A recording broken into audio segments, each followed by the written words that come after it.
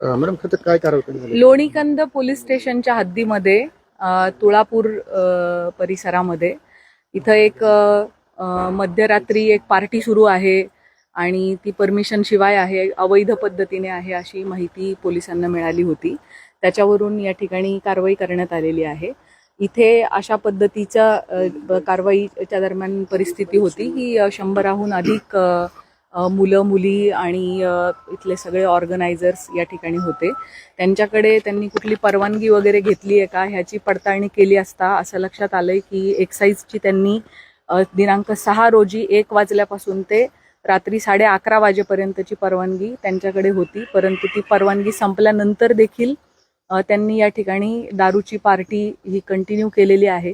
त्याच्यामध्ये काही इसम हे वयवर्ष 21च्या आतले असण्याची संभावना वाटते. आम्ही त्याची तपासणी करून घेत आहोत आणि या प्रकरणी हा व्हेन्यू ज्यांनी उपलब्ध करून दिलेला आहे त्याच्यात काय रोल आहे, त्यांनी अशा रीतीने 11:30 पर्यंतची परवानगी असताना पुढे ही चालू आहे पार्टी ह्याची त्यांना कल्पना असतानाही त्यांनी ती सुरू ठेवली आहे का ह्याची पडताळणी सुरू आहे.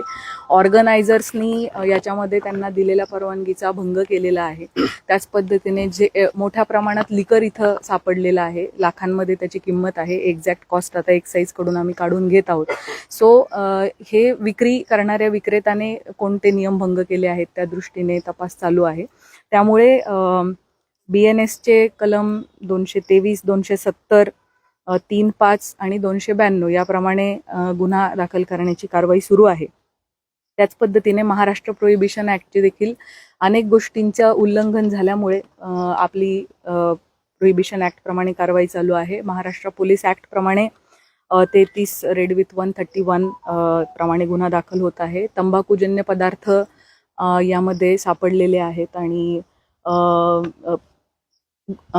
पॉट्स पण सापडलेले आहे, शिशा पण सापडलेला आहे. सो त्या दृष्टीने आपला तपास पुढे सुरू आहे आणि आपल्याला NDPSची स्मॉल क्वांटिटी देखील या ठिकाणी मिळालेली आहे. त्यामुळे या सगळ्या कलमांतर्गत आणि कायद्यांतर्गत पोलिसांचा तपास सुरू आहे आणि गुन्हा दाखल होण्याची प्रक्रिया ही सुरू आहे. गांजा असेल, त्याच्यानंतर MD असेल, असे काही हिरोईन वगैरे असे काही अंमली पदार्थ कोणते अजून आपला सर्च सुरू आहे. आतापर्यंत आपल्याला स्मॉल क्वांटिटी गांजाची सापडलेली आहे. धार्मिक स्थळ खरं तर या ठिकाणी या गावामध्ये आणि अशा ठिकाणी वेळोवेळी खरं तर अशा पार्ट्या होतात असं स्थानिक नागरिक सांगतात. मात्र याकडे पोलिसांचं लक्ष नसतं. आम्ही त्या स्थानिक नागरिकांकडून याविषयी अधिक विचारपूस करू आणि पोलिसांचं अशा पद्धतीच्या सगळ्या अवैध कृतींवरती लक्ष आहे आणि पोलिसांची सातत्याने कारवाई सुरू आहे आणि सुरू राहील.